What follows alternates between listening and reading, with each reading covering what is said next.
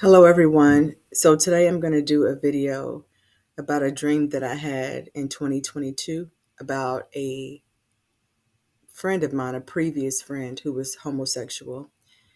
And if that's something that you're struggling with, this video is going to be a great video to explain to you what could happen if you continue with that lifestyle. So, just a bit of a backstory. In 2016, I started a job in Metro Atlanta at a call center, and I met this woman, and I'll just say her name is Gail. And Gail was very nice. We were in the same training class. And even though she was really, really nice, I am one of those people that I'm a bit reserved. So I have to get to know people before I really begin to open up to them. But Gail was she was very, very nice to the point where it didn't take long for me to accept her as a friend. Um, and it got to the point where Gail would, maybe about 6 months into our friendship, she would invite me out to lunch. And I would accept, and we would talk about different things. And she would tell me that she planned on starting a nonprofit organization. And she asked me if I would maybe help with some donations or just spread the word. And I said, sure. And lunches became more frequent, but that was pretty much the topic that we talked about. And I had done some research and said, hey, maybe this is something that you can consider. Well, another friend of mine that I met at that same job, and she was in the same training class as me, she called me one day and she said, hey, what are you up to? And I said, well, I'm getting ready to go have lunch with Gail. And let's just say the friend that called me up, let's just say her name was Frida. And Frida says, well, do you know that you having lunch with Gail? Do you know that Gail is gay? And I was like, no, Gail's not gay. Gail is married. And she said, yes, Gail is married to a woman. And I was shocked because Gail, I knew that she was married. She had her wedding ring. I just assumed she was married to a man. I did not assume it was a woman. She didn't act very masculine or anything. So I just assumed it was a man. So whenever I did have lunch with Gail that day, I'm one of those people that I try not to go by hearsay and gossip. But I did want to know because I'd been friends with her all this time and I just didn't know. She just didn't, we didn't talk about our personal lives like that. But one thing that I did find to be strange is whenever she referred to the person that she was married to, she never said my husband. She always said my spouse. So now I'm realizing, okay, this is maybe starting to make sense. She never said my husband. Women say when they're married, they say my husband. And men, when they're married, they say my wife if they're married to the opposite sex. Um, but my spouse is something that most people don't tend to say on a regular basis. So during lunch that day, she mentioned her spouse, and I said, do you have a picture of your wife? And she looked at me with a stunned look because I don't think she realized that I knew, and because she had never told me. And so she says, oh, well, we're in a disagreement right now. Keep us in prayer. But I don't have any pictures right now. I deleted those pictures off my phone. And when she said she was wanting prayer for her and her spouse, I was thinking her husband. So, of course, I was praying. But, um, it's so funny because there were so many red flags looking back, and I just ignored them. I just didn't assume. I um, just didn't think it was a woman. So, but whenever I found out that she was gay, I immediately started to pray for her because I knew that that lifestyle is an abomination. So I began to pray for her. Now I knew that she had already been told by multiple people that her lifestyle was not biblical, that it was against the teachings of the Bible. But she said that, and she was going to school to be a minister. And she said the college that she was going to, they taught that the Lord has two flocks, one that's homosexual and one that is heterosexual. Well, the Bible never mentions anything about the Lord having a homosexual flock. So a lot of times, colleges, preachers, teachers, ministers, pastors will tell you what you want to hear and not necessarily the truth. So I knew that was a lie. And I began to pray for her, because even though people were telling her that her lifestyle was an abomination, she decided to hold on to what she wanted to hear rather than the truth. So she was holding on to lies.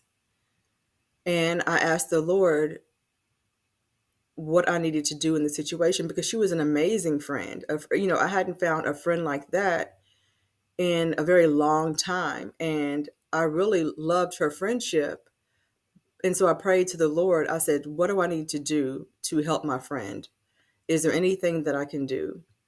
And the Lord gave me this dream. I had a dream that I was walking into a middle school, and there were different doors. I'd say maybe like 4 or 5 doors. They were side by side. But the first door that I saw, that one door was the only door that was open. It was unlocked and the doors were wide open. So I went in through that door, and there were also metal detectors that were inside the building, but they were in front of each door. But since there was only one door open, the other metal detectors were not working. It was just the one with the door open. So I went into the middle school. And when I got in there was a black lady in there. And I asked her, I said, is this and I gave the name of the middle school. I don't remember it, but I remember I said, I'm here as a substitute teacher. And I asked her which class I needed to go into. So she points down the hall and says, it's the first class on the left. So as I'm going through the hallway, I noticed that the kids in the school, even though this was a middle school, the kids looked like they were elementary kids. I'm talking like third, fourth graders. And I remember them looking so small. And I'm thinking, for this to be a middle school, these kids look really, really small. So I go into the classroom, and there's a white woman in there. She had blonde hair. She didn't greet me. She didn't say anything to me. But I already knew that this was an art class, and I needed to help cut up uh, different things with construction paper. So she's bringing some construction paper to me, and it's at the very first desk in front of the chalkboard. So I'm putting construction paper down, I'm putting scissors down, and I'm organizing it. The next thing I know, Frida's the other friend who told me that Gail was gay. She comes in and she comes in the classroom and says, hey, did you hear about Gail? And I said, no, what happened to Gail? She said, Gail was involved in a car accident and she was killed. And immediately I began to get stressed, and I began to cry and feel horrible. And I thought, Gail is gay. I wonder if Gail is in hell. And Frida had left, and I was really, really stressed out. But then all of a sudden, I completely forgot that my friend had even been in a car accident and she had even died. I completely forgot it. So I'm still getting the art supplies ready for the students to put on the desk, to get ready for the art project. And then all of a sudden, I look down and I see the floor open up.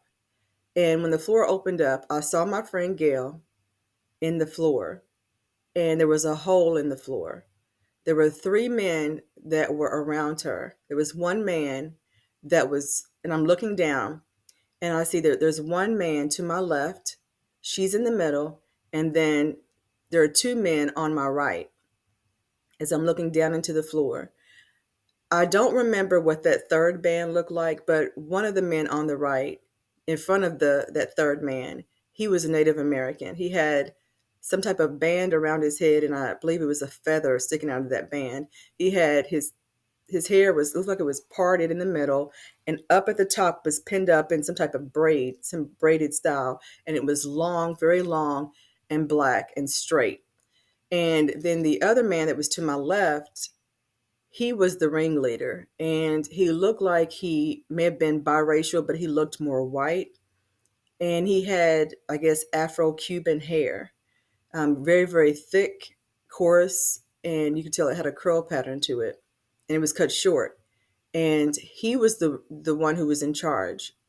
When I looked down and saw my friend, I realized that my friend was in hell, and she was surrounded by three demons, and I don't remember what the third guy looked like. So I could read my friend's mind, and she had this look of shock on her face. Now, my friend did start a nonprofit organization, and she every year she dedicated to a clothing drive. She dedicated resources to a food drive. Resources were dedicated to school supplies for kids who are less fortunate. She did an angel tree every month, I mean, every Christmas, that I would help donate to. I don't celebrate Christmas, but I would buy the kids on the angel tree things that they needed, like shoes and clothes and things like that. And she also received grants, and she would pay hotels to house families, these extended stay motels. So she did a lot for the people in her community. And I looked down at her face, and she had this look of shock. And she says to herself in her mind, I can't believe that I'm in hell. I did so much for other people. How am I in hell? The demon to my left, the one with the short, coarse black hair, that he looked like his hair was maybe Afro-Cuban or something like that, but he looked more white.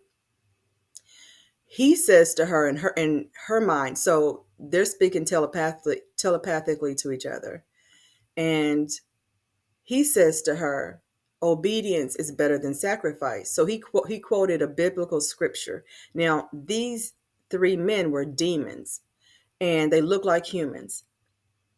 Now, he quoted a Bible scripture to her to tell her that you sacrificed and you started all these different nonprofit organizations. Well, it was one nonprofit organization, but different resources. But the only problem was you didn't obey. So obedience is better than sacrifice. While it's good that she did, help the community, she still didn't obey Yah and follow His commandments. So the hole closed up, and the look on my friend's face was utter shock. And I don't think I've ever seen her that shocked on earth. And I'm telling you, she's done a lot of good for people, but that alone won't get you into heaven. You have to obey. So when the hole closed up, then I really started to panic, and I thought my friend is in hell. And I was like, what can I do? What can I do? I'm thinking to myself. And then all of a sudden, that gavel, like a judge's gavel, it banged. And it's like, it's it. That's it. Eternity is set. That's it. So I knew there was nothing that I could do. Um, when I woke up, I felt like the Lord was telling me to tell her this dream. And because I had been praying for her already, the Lord is saying, this dream is going to let you know whether or not she's willing to change. Tell her the dream and see what she says. So I told her my dream, and her response was, that's crazy. That's scary. And I thought, well, maybe it was going to change her mind, and it didn't. And so I hadn't talked to her in maybe like 3 or 4 months. And then when I talked to her again, I found out that she had divorced her first wife, the one that she was married to when I met her. She divorced her and had married another woman. So, and she married a white female, and the white female had schizophrenia and was waking up in the middle of the night hearing voices. So she didn't know if she wanted to stay with her or not. So when she told me that, I knew that she was not obedient, and she didn't, basically the dream that I had, she didn't take any heed to it. And basically the Lord was letting her know that this is what's going to happen if you don't listen and if you don't obey. So me and her are no longer friends. Um, the Lord opened up my eyes to some things, and I realized that she wasn't a good friend. I thought that she was, but she wasn't. She would borrow money from me and then forget to pay me back. She would just seemingly forget. I'd have to remind her several times that she owed me money, which to me is, that's not a good friend. And second of all, um, she would, and she knows that I'm not homosexual. I have no desire to be with another woman.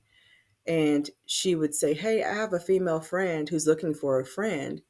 And she saw a picture of you and she thought you were attractive. So you mind hanging out with her? I mean, she is gay." I said, "No, no, I'm not interested in hanging out with other women.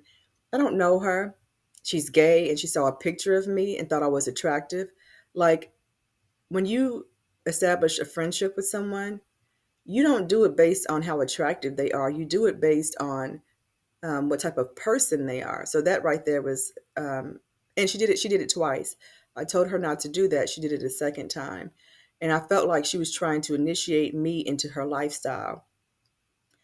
So I'm no longer her friend. And the Lord also revealed to me that whenever I told her I got promoted at my job, she seemed like she was frustrated. Instead of saying, "Oh, congratulations," she seemed frustrated. I've severed all ties with her. And this video is for those of you who are homosexual or who are struggling with that lifestyle. You are going to have to do some fasting and praying and ask the Lord to release you from whatever covenants are allowing these demonic spirits to tempt you in unnatural ways. So I hope this video has helped someone. And if you made it this far, thank you for watching. Please like, share, and subscribe, and I'll see you in the next video.